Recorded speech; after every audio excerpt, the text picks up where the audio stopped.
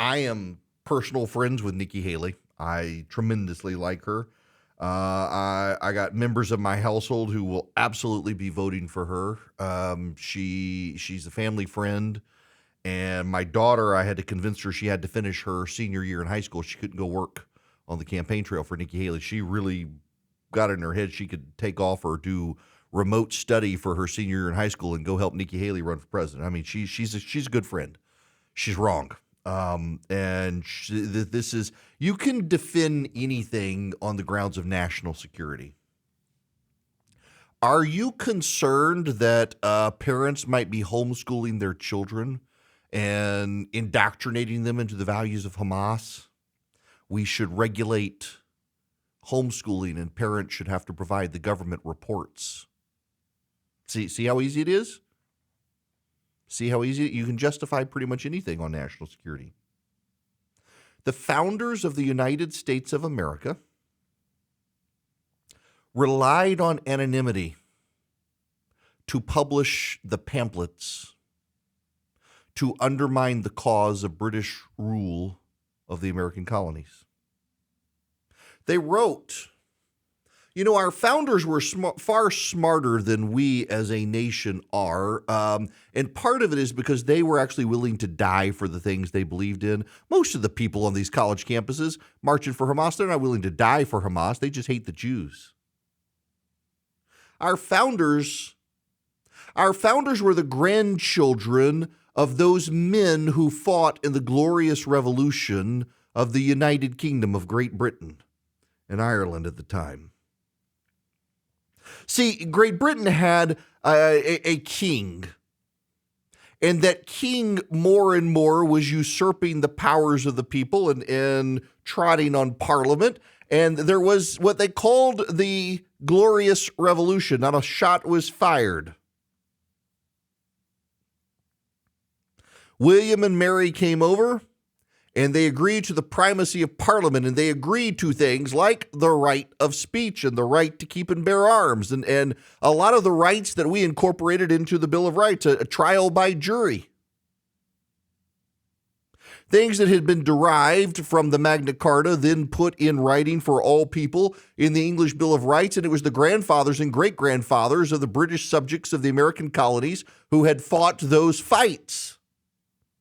And so their grandchildren, now colonists in America, viewed themselves not as Americans, but as Englishmen, and the English Parliament refused to acknowledge them as such and treated them not as even second-class citizens, but worse, colonists, as Americans. And our founding fathers decided, well, if you're going to treat us as Americans, we might as well have the right to rule from America. And they began to write anonymously. And they began to plot. What unfolded was the American Revolution. Part of John Hancock writing his name as big as he did and as grandly as he did on the Declaration of Independence was for all of these men to come out from the veneer of anonymity and say, hey, we're pledging our lives, our fortunes, and our sacred honor to this great American experiment. Here are our names. Come get us. And they won. But what started was a battle of ideas. Before a battle was fought with bullets, it was a battle fought with the mind, with words, with pens, not with swords, but with ink, not with gunpowder. And many of them hid behind anonymity to protect themselves and their families because they knew what would happen, and they had to do that. And then when the constitutional fight began after the war was over, the Articles of Confederation began to fail and they needed a new constitution. Remember, the whole point of that constitutional convention was to revise the Articles of Confederation. But the men in the room decided they had to do something new. They had to do something better because these were independent nations. These 13 colonies became independent nations, each of them fully sovereign, trading with each other. And if they wanted to stick together for survival, they had to cede certain bits of sovereignty to a common core government and allow that government to succeed unimpeded by the individual sovereign nations. So each of our states is still semi-sovereign. It's one reason we have an electoral college. And then to get past the constitutional debate and to actually get it passed, the writers of the Federalist and the Anti-Federalist papers who were opposed to the Constitution, they wrote anonymously. Our country has an intellectual history of anonymity to embolden free speech.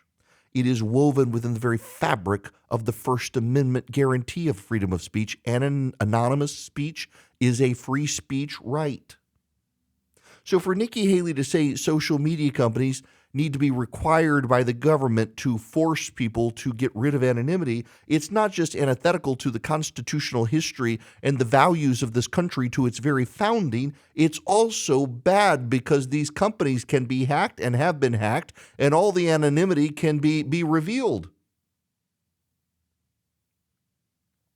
There are well and truly malicious people who hide behind anonymity to say awful things. It's true. But anonymity is neutral to national security because as much as there are bad people who do it, there are good people who do it too. It's net neutral to national security. It's not a national security issue. Anonymity is an issue to the fabric of American society, which trumps national security. You don't have an American republic with its guarantees of free speech without recognizing that anonymity was a foundational essential to the forging of this nation by the founders of this country because they needed anonymity to do it. She's just wrong on this. I don't know how she walks this back. I think they tried a little bit on CNBC this morning. It's not good. I think the campaign realizes she's overstepped. This doesn't mean Nikki Haley's a bad person. I saw somebody yesterday say, this is evil. It's not evil. Evil is Hamas chopping off the heads of babies. This is just a bad policy decision. If you can't say something's bad without it suddenly becoming evil, you are a narrow-minded fool. It's just bad. It's not evil.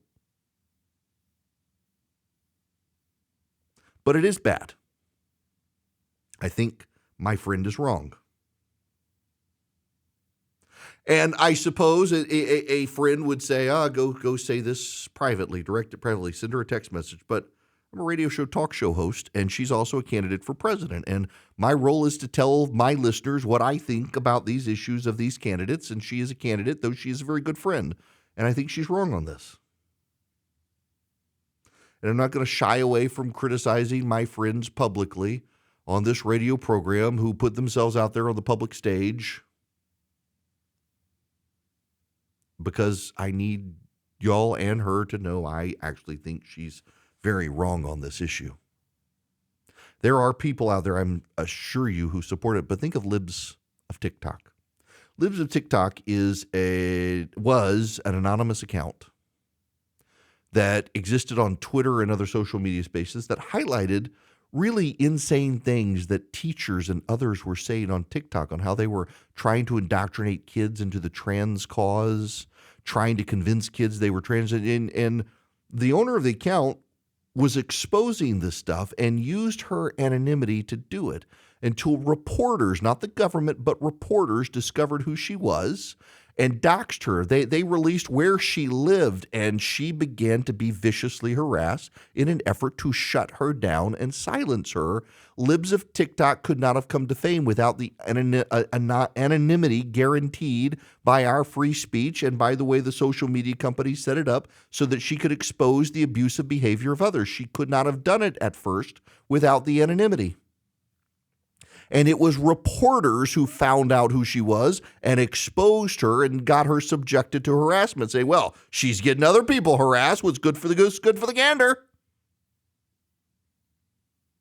It's a prime example of why you need to have anonymity. It's an example of someone doing something good who, without the anonymity, was heaped and hurled with abuse.